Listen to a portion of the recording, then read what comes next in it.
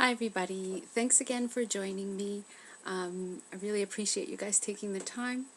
And before I get into this review, I just wanted to say thank you for all my new subscribers. Mwah, love you lots.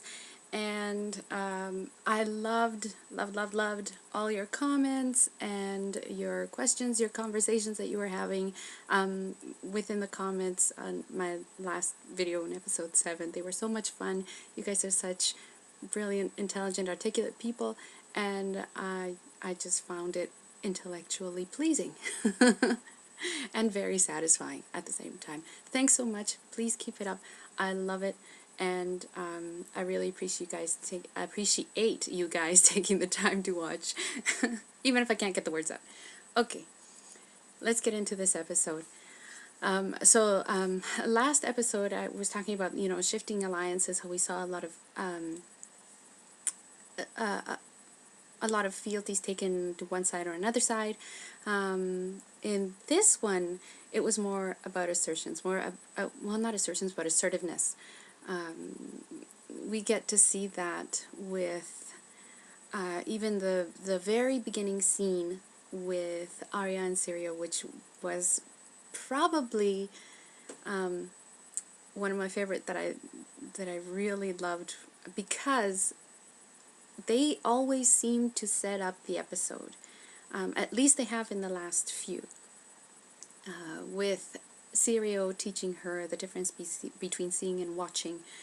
And, of course, later on when he is defending her against the Lannister guards with, what do we say to the god of death, right? Not today. Fantastic. Syrio gives the best lessons to Arya.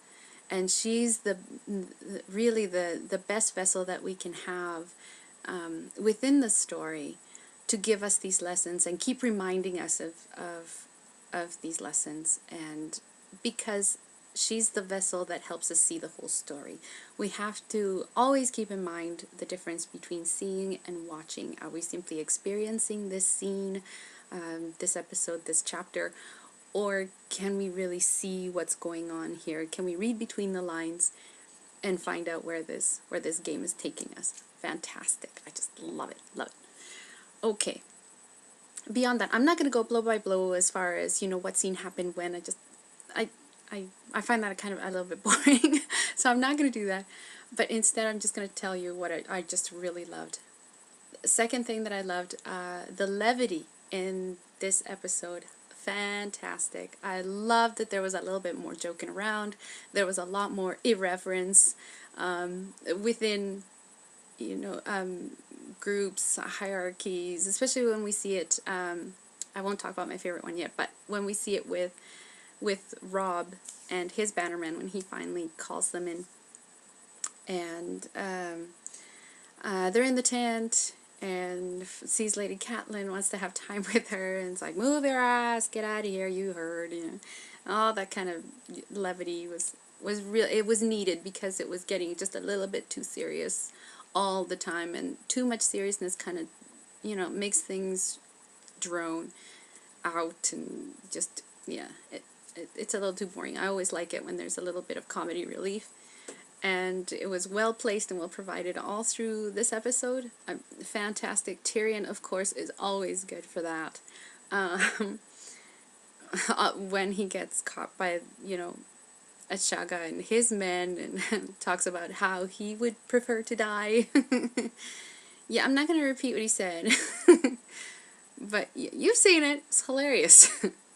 So yeah, breaks the ice, and of course that boy Silver Tongue gets him out of another jam yet again, and earns him some men by his side to guide him back, at least to his father's campground in some relative safety. And there again, Bronn tells Tywin, yeah, you wouldn't know my dad. It's just hilarious. Yeah, Tyrion, of course, has been kept out of the loop, and so he just finds out that Robert's dead. Ned is in jail, charged with treason, and here they are going off to war. And did you see the look on his face when he found out he had to go to war too? If his father shits gold, Well, Tyrion doesn't, because yeah, it certainly didn't look that way when he realized that part. Oh, so funny. Love that stuff. That's my favorite part. I love it. Well, no, not my favorite part, but you know what I mean. Those are the details in shows and in books, and you know what? There's a lot of levity written in the books as well. So I love the mixture. It makes for a really cohesive story for me, and I think it makes for great entertainment to watch. I don't know, my opinion. You can disagree with me. In fact, if you do, let me know. I would love it. Yeah, so a lot of levity in this episode, which was fantastic. So we were talking about assertiveness or asserting yourself. So Eliza, Catelyn's sister, does so very plainly with Catelyn says, no, there's no freaking way I'm going to war. I'm here to protect my son because I'm crazy and he's breastfeeding, and that's still whacked out, man. But anyway, yeah, so she says no. Final. So there's no help from the Vale as far as support for Robb. Robb, fantastic. He asserts himself very well, intelligently, with force, but not brute, and he's certainly not stupid. Just like Theon says, yeah, you're scared, well, it means you're not stupid. Yes, it's true. Robb is not. I love how well he gave that out to his bannerman that was ready to walk out, pulls or bears his steel, and he gives them the out of, yeah, I think you were just trying to cut my meat, right? Then of course he's holding his bloody stumps, and again more levity. Oh, the meat is tough. So fun. Anyway, great. Robb asserts himself fantastically.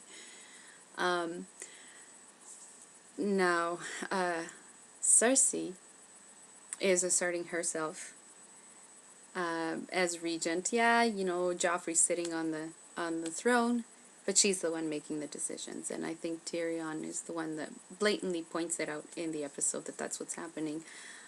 Now, she has just dismissed Sir Barristan. Yes, Sir Barristan, who has been the leader of the guards up until now, of the King's Guard. And I think that was a very, very bad move for Cersei. Let me know what you think. I just didn't think that was smart. He left, and again, here we go. Littlefinger brings in the levity in this scene. It was getting far too serious. The old knight was, you know, I think he was pretty much ready to fight. And he says, oh, the naked knight, right? It makes everybody laugh, kind of eases the tension in the room, and allows for this knight to simply stalk out. I think that was brilliantly done. Good move on his part. Yeah, you need a good knight. Okay, here I go again with my chess. Yes, I know. I'll try not to be too boring about that, but just beautiful. And if you ask me, I think one of the true knights that we have seen so far is Syrio. If it really comes down to it. Fabulous. But anyway, that's for some other time, maybe. I don't know. Anyhow, love the dude. So, she's asserting herself there. Jaime, even though we don't see him, we get to hear that he is certainly asserting himself as far as the fighting is going. Covering himself with glory is what Tywin says, right? Because he's winning some battles here and there. And so gaining some respect, I guess. We'll have to see. So this is what I loved about this episode. A lot of asserting of the main characters are now getting set to go. And of course the Dothraki do exactly the same. Dany is now more assertive in her role as Khaleesi. More and more, and of course Drogo says it's because of the sun that's growing in her. There's more fire in her now. Again, more allusions to the whole dragon thing. Of course she's Targaryen, so this is her sigil. And the fight that he had, fantastic. Just love it. I can't remember the name of the curved weapon that they use. I think it's called Arak. Anyway, correct me if I'm wrong, please. But yeah, it's placed up against his shoulder, chest here, those rippling pectorals. Ah. And he just moves into it so that it bites right into his skin. Oh, I just love the arrogance, and he fights with nothing, and he still rips his tongue out of his throat. Oh my god, so good. It's like, oh. Yeah, so good.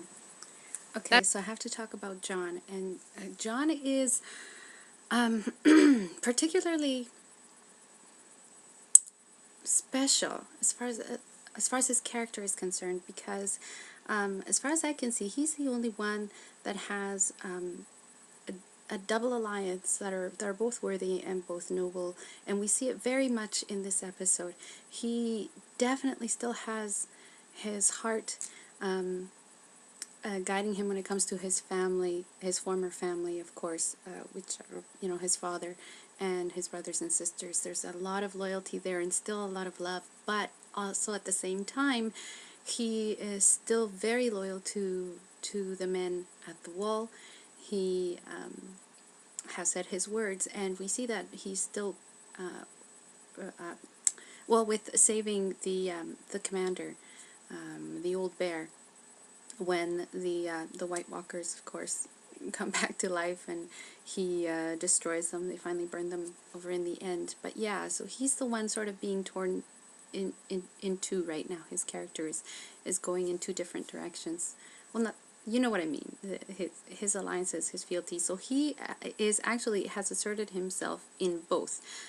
He holds them both equally important to him, and I think that's going to be very much very telling as to where his character is going to go as we continue with this series. Exceptional character. Love Jon because of that. And the struggle that he has to go through, because it's not just him that does that. He's very much almost a mirror to us, the viewers, because we're constantly being torn as to where we want to go, who we want to win, why, and as we get more information, that's how we decide to make our decisions. So he's sort of a little bit reflective of what we as the viewers going through, and I just love that. I think every fine work has a character, a situation, or something that is reflective of the viewer, of the target audience, which is us. So I had to mention that at this point. That's what I think of this episode. Fantastic standpoint. Now they've set themselves like game set. Now let's get going. And that's what I really enjoyed. So please let me know what you thought. I'm gonna end it here. Thanks so much for spending these few minutes with me, and please keep commenting. Like I said, I just love them. Rate this, even if you didn't like it, but I need to know why, because I'm curious. Okay, anyway, that's enough of that. Rate, comment, subscribe, and I will see you next time. That's all that Mrs. C says for today, folks, and have a good one until we meet again. Bye.